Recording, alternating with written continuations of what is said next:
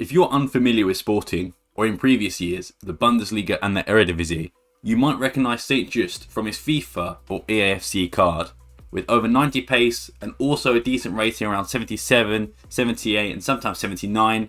I bet you think, wow, that's a good player. I bet he plays in real life. And while there's no doubt behind Juste's ability on the pitch, it's what's happening off and sometimes on the pitch, which many believe is a curse to the Dutch centre-back. In this video, we take a look at the injury curse of Jeremiah Juste.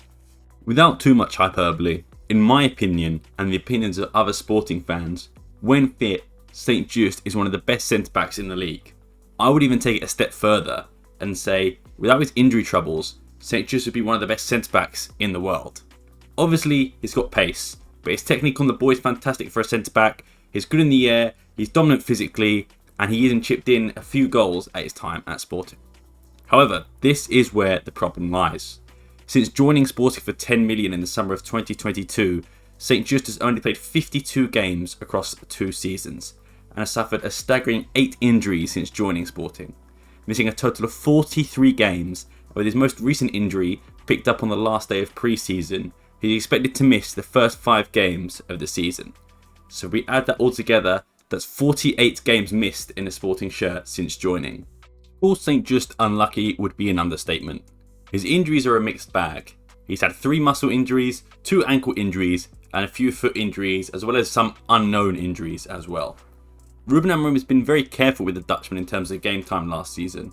He only played more than 80 minutes 5 times, but it seems like there was a light at the end of the tunnel for Juste, as despite getting sent off in the Taça Portugal final, he was available for selection in the final 16 out of a possible 18 games.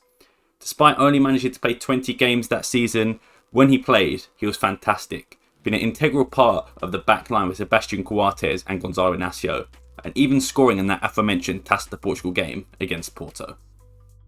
But it would be also fair to call this a common theme in the career of Juste. At Feyenoord, he missed 15 games in 3 seasons for the Dutch club. When he moved to Feyenoord in 2017, he missed 26 games in 2 seasons. When he moved to Mainz in 2019, the Dutchman missed 26 games in 3 seasons. It should be noted, however, he did have surgery on his shoulder in the last season, ruling him out for 21 of those games. However, he's never had more injuries at Sporting, missing 29 games in his first season and 14 in his previous. And with the 43 games missed at Sporting, that takes Juste's total missed games to 110 due to injury. In his career, Juste has played a total of 246 games in his career, with a total of 18,587 minutes. If we're doing the maths, this means that the average game time for Juste across his entire career is 75 minutes per game. Also, not to kick a man while he's down, but in Liga Portugal, each team typically plays 34 matches per season, 17 home and 17 away, as the league consists of 18 teams. If we're going by Liga Portugal standards, 110 games would span approximately 3.2 seasons. That's how many seasons Juste has missed as a professional footballer. So, where do we go from here? I love Juste. As mentioned before, I generally think if he was injury free, he would be one of the best centre-backs in the world. If you watched that game against Arsenal 2 years ago, you would agree with me too. And Jurgen Klopp even agreed, as he came sniffing around the defender, according to the Portuguese papers. However, there's no denying Juste is not a dependable player, and hoping for a fitness and injury-free season isn't a reality. Load management could be a good option, but is that something Juste or even Ruben Amorim would accept? In terms of departure, would any team pay a guy who's missed 43 games in the last 2 seasons? A loan move could be an option, but would a club pay the Dutchman's wages in order to take him and give him a chance? Would there be a transfer fee involved if he were to leave permanently? All this remains to be seen.